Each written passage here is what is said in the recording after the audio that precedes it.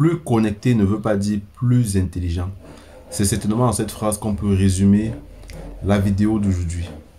J'imagine que tu penses être capable de repérer les fake news sur les différents réseaux sociaux, c'est-à-dire Facebook, Twitter, TikTok et les autres.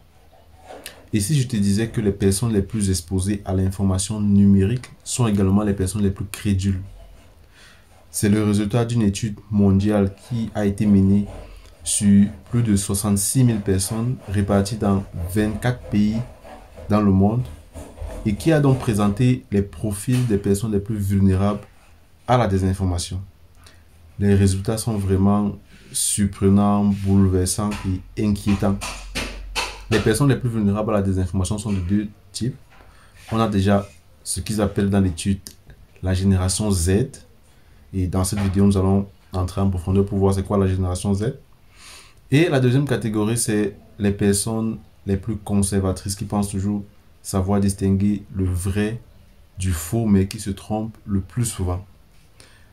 Je te présente dans cette vidéo en détail des faits à l'ère de la santé numérique, à l'ère où tout est digitalisé, tout est numérique et à l'ère dans laquelle on est beaucoup plus exposé à la désinformation. Let's go! Bonjour à toi, bienvenue sur Parlons de santé publique. Si tu es nouveau sur cette chaîne, enchanté, bienvenue. Et voilà, dans cette chaîne, on parle de santé publique, on parle de recherche en santé, on parle des concepts de santé, on parle de nos expériences en santé. On donne également des conseils aux étudiants qui font de la recherche pour pouvoir les aider à améliorer leur recherche. Et nous proposons également nos services d'analyse des données qualitatives et quantitatives et de relecture pour tous les étudiants et les chercheurs qui sont intéressés par cela. Donc, si vous êtes intéressé, vous nous contactez à travers notre adresse email qui se retrouve dans la description de cette vidéo. Alors, les amis, on parle aujourd'hui d'un sujet important qui concerne la santé numérique et on s'appuie sur les résultats d'une étude. Je pourrais vous mettre le lien dans les commentaires. Une étude inédite qui a également utilisé une méthodologie inédite, ce qu'on appelle le Misinformation Susceptibility Test, le MIST, qui donc est un test psychométrique valide donc scientifiquement et qui est composé donc de 20 vrais ou faux titres sur l'actualité et qu'on a administré à 66 242 participants dans 24 pays. Il y a les États-Unis, il y a les UK, la France, le Brésil et d'autres pays. Et donc, ces participants-là ont évalué ces titres-là et c'était dans le but de mesurer leur capacité à distinguer le vrai du faux. Donc, c'est des personnes qui ont indiqué comment est-ce qu'elles se percevaient eux-mêmes, c'est-à-dire est-ce qu'elles pensent être capables d'être bonnes pour détecter un fake news ou une fausse information. Alors, le résultat est très surprenant. Il y a un écart frappant entre ce que les gens croient savoir et ce qu'ils savent réellement. Donc, à la fin de cette étude-là, on révélé les profils des personnes les plus vulnérables aux fake news. Et comme je vous le disais en introduction, on a deux profils majeurs. On a la génération Z. La génération Z dans l'étude, c'est ceux qui sont nés entre 97 et 2012. Donc, c'est le groupe notamment qui est le plus exposé aux réseaux sociaux. Okay? Et pourtant, c'est eux qui ont obtenu les P-scores, c'est-à-dire les scores liés à la détection des fausses informations. Okay? En moyenne, ils ont moins bien fait que les personnes beaucoup plus âgées ou bien que leurs propres parents. Et voilà, donc ça renvoie au mythe ce qu'on appelle digital native, c'est-à-dire ceux qui pensent que le fait d'être très présent dans les réseaux sociaux peuvent donc être capables de repérer les fausses informations. Donc ça, c'est un mythe voilà, ceux qui maîtrisent l'Internet, c'est pas eux qui sont capables de détecter les fausses informations. Donc, le niveau d'étude également, c'est un déterminant à la capacité de détecter les fausses informations, c'est-à-dire plus une personne est diplômée, plus une personne a des diplômes, a un master, a un doctorat, plus elle croit moins aux fake news, c'est-à-dire les personnes par exemple qui ont un bac ou alors qui ont moins d'un bac probatoire, BEPC, c'est des personnes qui sont les plus crédules. Okay? C'est eux qui vont crédules signifie des personnes qui croient facilement à une information. Par contre, les titulaires de master et de doctorat donc, sont les plus résistants à la désinformation. Bon, mais il faut quand même poser un bémol parce que lorsqu'on a beaucoup plus de diplômes, on est prompt à surestimer notamment les capacités réelles en matière de détection de désinformation. Alors, un autre profil ici, c'est lié au genre, les femmes et les personnes non binaires, c'est-à-dire les personnes qui n'ont pas dit simplement oui ou non. Okay? C'est des personnes qui ont obtenu des scores légèrement inférieurs aux hommes. Okay?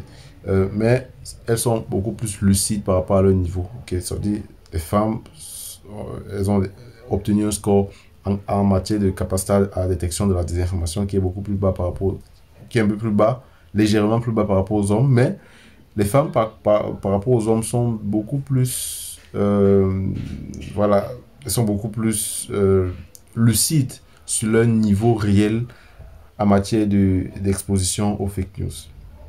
Alors le troisième indicateur, c'est l'orientation politique. Et là, c'est le résultat qui est le plus explosif parce que cette étude montre que plus une personne est conservatrice, plus une personne est, voilà, vous savez ce qu'on appelle conservatrice, c'est-à-dire des personnes qui veulent adopter une idéologie qui, d'après eux, sont l'idéologie, mais et ces personnes-là donc sont beaucoup plus susceptibles de croire aux fake news. Et pire encore, elles pensent être douées pour les repérer. Vous savez, les personnes conservatrices, généralement, pensent savoir toujours qu'est-ce qui est bien, qu'est-ce qui est faux. Ok? Et ce sont les personnes les plus les moins performantes dans cette étude-ci.